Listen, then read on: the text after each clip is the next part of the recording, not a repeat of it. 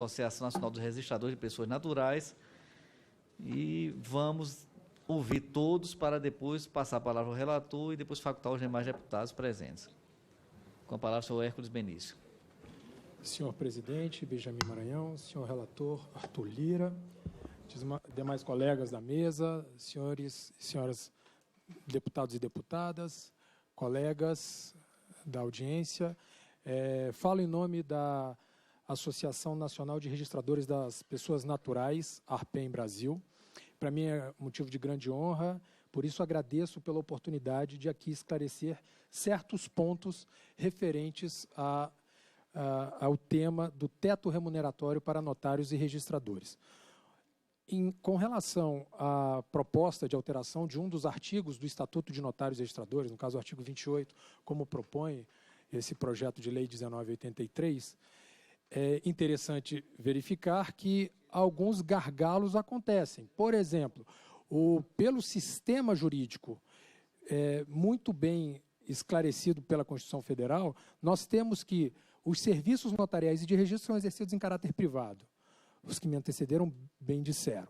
Se o serviço é exercido em caráter privado, se o gerenciamento e a administração se faz pelo notário e pelo registrador, é normal entender que o notário e registrador, ele paga seus colaboradores e determina a quantidade de colaboradores que ele terá na serventia. Pode acontecer de a remuneração de algum colaborador ser eventualmente até superior, caso haja esse teto, do que a remuneração decorrente deste projeto de lei. Questões de administração, qual é o valor que se pode pagar para o custeio de determinada despesa dentro de uma serventia, isso também, obviamente, pela administração privada, está sob a responsabilidade do notário e do registrador. A minha fala aqui não é propriamente fazer um bosquejo pelo sistema, o regime notarial de registro, que bem está no Estatuto de Notários e Registradores, e já foi bem falado pelo colega Lamana Paiva, que me antecedeu. Mas é importante que se diga que, primeiro, a remuneração de notários e registradores não sai dos cofres públicos. Não se trata de estipêndio público, nós não ocupamos cargo público, porque o cargo público, pelo artigo 3º da Lei 8.112, é aquele remunerado pelos cofres públicos. Por isso mesmo, incide imposto sobre serviço em relação ao que arrecada uma serventia extrajudicial. Não somos remunerados pelos cofres públicos. E o interessante é dizer que o Supremo Tribunal Federal já teve a oportunidade de tratar deste tema referente ao teto teto remuneratório para notários e registradores.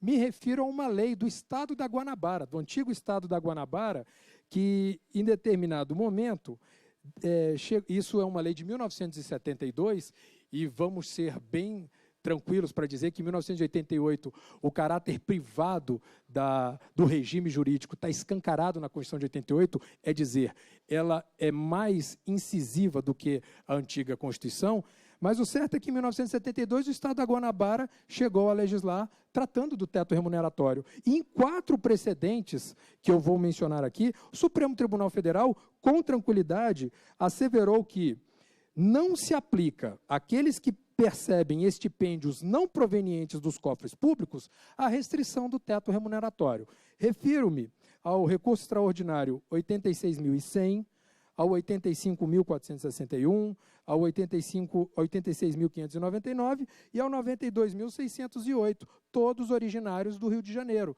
É dizer, o Supremo já chegou a enfrentar esse debate de lei que tenderia a estabelecer teto remuneratório, para mostrar que isso é flagrantemente inconstitucional, inconstitucionalidade chapada, tal como dito pelo colega Márcio Braga, quando disse, parece que o movimento não seria de um projeto de lei, e sim, quando muito, caso haja conveniência, uma proposta de emenda constitucional para modificar o que está escancarado no caput do artigo 236, que diz que os serviços notariais e de registro serão exercidos em caráter privado, por delegação do poder público. Um outro detalhe que é importante que eu diga, já da minha experiência como titular de serviço há 15 anos aqui no Distrito Federal, é de que, certa feita, o Procurador-Geral do Ministério Público, junto ao Tribunal de Contas da União, foi àquela Corte de Contas para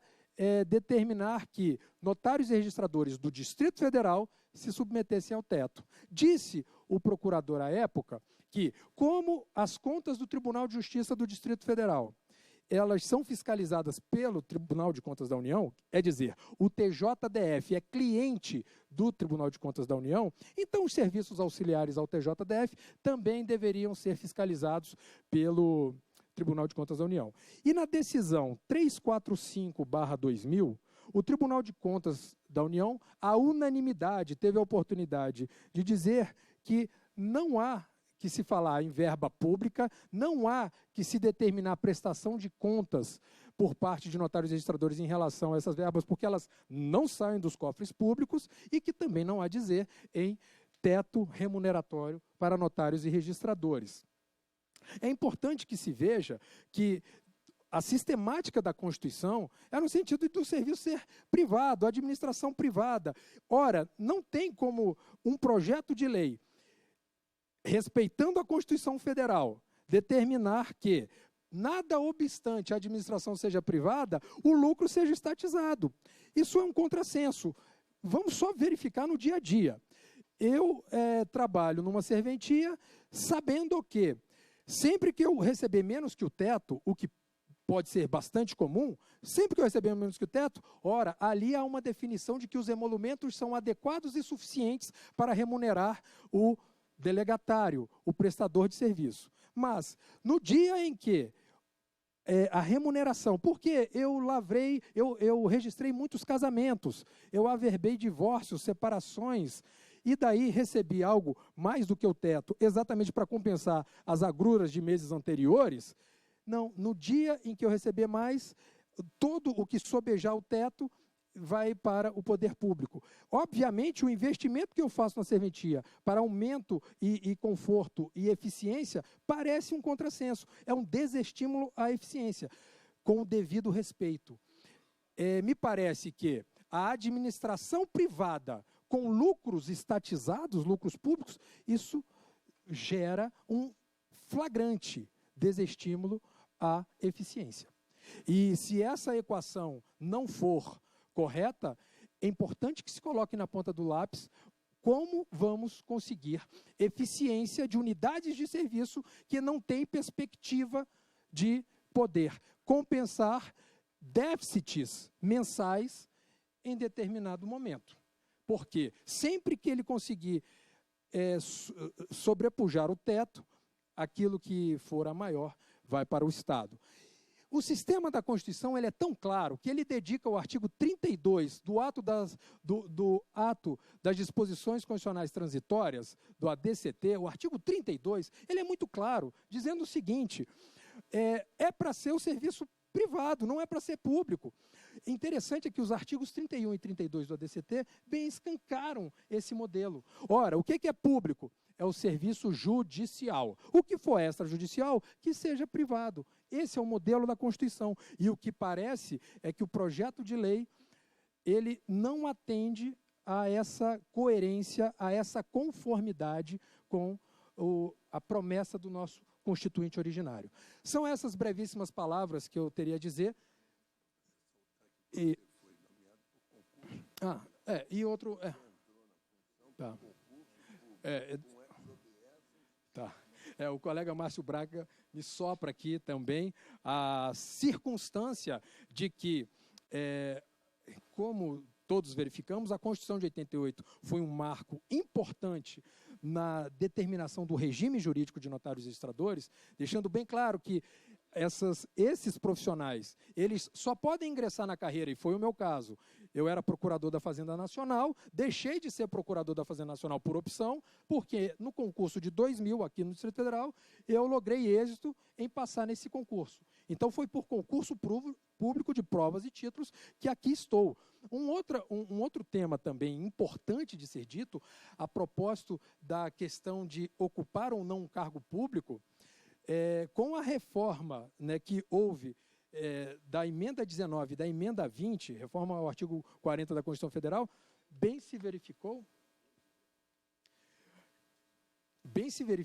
que são compulsoriamente aposentados os ocupantes de cargo público efetivo. E é dizer, o Supremo já escancarando que não se trata de ocupante de cargo público, da mesma forma que não há teto, na ADIM 2602, demonstrou que não há, então, essa aposentadoria compulsória. E, para finalizar agora, eu já estava finalizando, o doutor Márcio Braga aqui explanou a questão do concurso público, mas é importante destacar que na ADIM 3089, de relatoria do ministro Aires Brito, ficou muito claro que os emolumentos, para fins de tributação, e a relatoria daí era originariamente do ministro Aires Brito e foi para o ministro Joaquim Barbosa.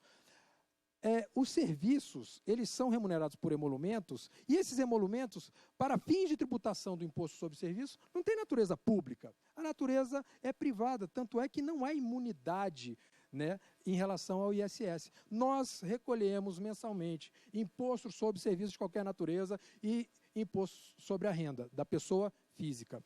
São essas as palavras para dizer que esse projeto de lei 1983 não guarda conformidade com o que está determinado no artigo 236, com o devido respeito, com o artigo 236 da Constituição Federal. Novamente, agradeço pela honra do convite, pela possibilidade de aqui expressar algumas inquietudes decorrentes da leitura deste projeto de lei. Muito obrigado, presidente. Agradeço a Hércules Benício e passo a